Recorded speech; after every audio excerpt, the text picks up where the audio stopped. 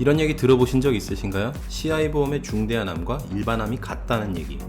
이러면 CI 보험과 일반 보험이 같다는 얘기가 되는데 이건 무슨 얘기죠? 일단 자세히 알아보기 전에 좋아요랑 구독 부탁드려도 될까요? 페이스북을 하다가 유명 강사신 박태현님의 글을 보았습니다. 읽다가 약간 걸린 부분이 있었습니다.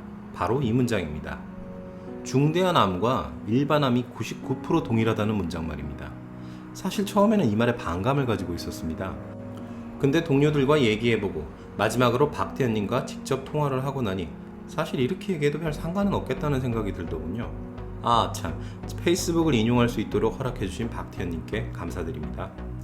다들 알고 계시겠지만 CI 보험은 크리티컬 일리스의 약자로, 즉 중대한 질병에 대해서 보상하는 보험입니다. 일반적인 종신보험에서 사망보험금의 일부를 아주 중대한 질병에 걸렸을 때 80% 정도 미리 선지급해줍니다. 사실상 사망할 때까지 본인에게 아무 쓸모가 없고 남는 가족에게만 도움이 되는 게 사망보험금입니다. 이걸 중대한 질병으로 인해 경제력을 상실한 경우에도 사용하게 하는 겁니다. 아이디어는 매우 훌륭합니다. 즉 일반적인 보장성 암보험과는 아예 태생 자체가 다른 보험이죠. CI 보험은 중대한 암, 중대한 뇌졸중, 중대한 심근경색으로 구성되어 정말 중대한 3대 질병에 대해 보장하고 있습니다. 여기까지만 보면 참 좋은 보험이구나 싶지만 사실 종신보험 대비 30% 정도 비싸다는 단점이 있습니다. 게다가 가장 큰 단점은 정말 죽을 정도가 아니면 받기가 어렵다는 겁니다. 그래서 많은 설계사들이 보험 리모델링이라고 하면서 CI를 보면 무조건 해지하려고 들었죠. 어디 받기 어려운지 중대한 암 하나만 가지고 비교를 해볼까요? 사실 CI 보험은 약관의 구성상으로만 보면 매우 훌륭한 보험입니다. 적용 제외를 열거형으로 구성해 놓았기 때문에 되고 안 되고가 꽤 분명합니다. 일단 CI 보험은 중대한 암을 치민 파괴적 증식이란 포괄 조항으로 한 번 제한해 놓은 다음에 적용 제외로 분쟁의 소지가 있을 만한 것들을 다시 한번 걸러냅니다. 사실 저같이 보상 쪽에서 일하는 사람들이 CI 보험을 싫어했던 것은 이 때문입니다. 뭔가 따져볼 여지가 있는 것들이 대부분 치명 파괴적 증식이 문제되거나 적용 제외에서 걸려져 버렸거든요. 이렇게만 보면 일반암과 CI의 중대한 암은 완전히 다른 것처럼 보입니다. 그런데 최근 직장 유암종과 관련된 금감원 분쟁 조정 사례에서 CI 보험의 중대한 암을 치명 파괴적 증식이 있는 경우로만 제한 해석할 필요가 없다고 했습니다.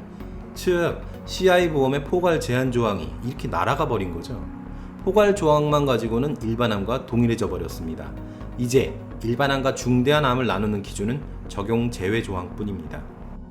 근데 적용 제외도 어떻게 보면 별로 대단한 게 아닙니다.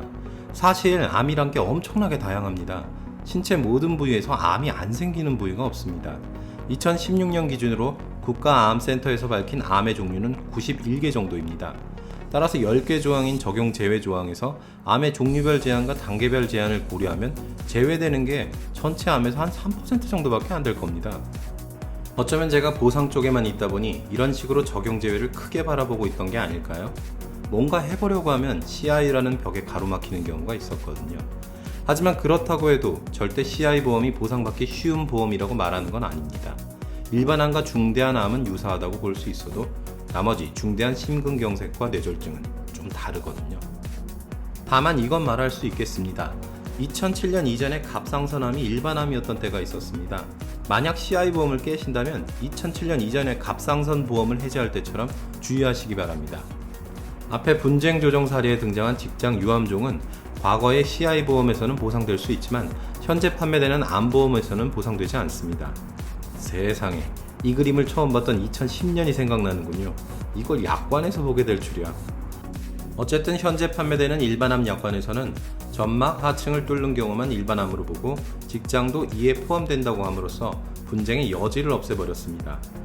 사실 림프절 침범 전에 직장 유암종 생존율이 94% 이상입니다. 그런데 CI 보험에서는 죽을 지경도 아닌데 중대한 암으로 보상받고 최근 암보험에서는 소외감으로 10%만 보상되는 아이러니한 경우가 생길 수도 있는 거죠. 물론 국가암 통계에 의하면 2015년 기준으로 직장암이 발생할 확률은 8% 정도입니다. 표준화 발생률 43%인 갑상선보다는 발생 확률이 적습니다. 하지만 해지할 때는 한 번쯤 고려해 보시기 바랍니다.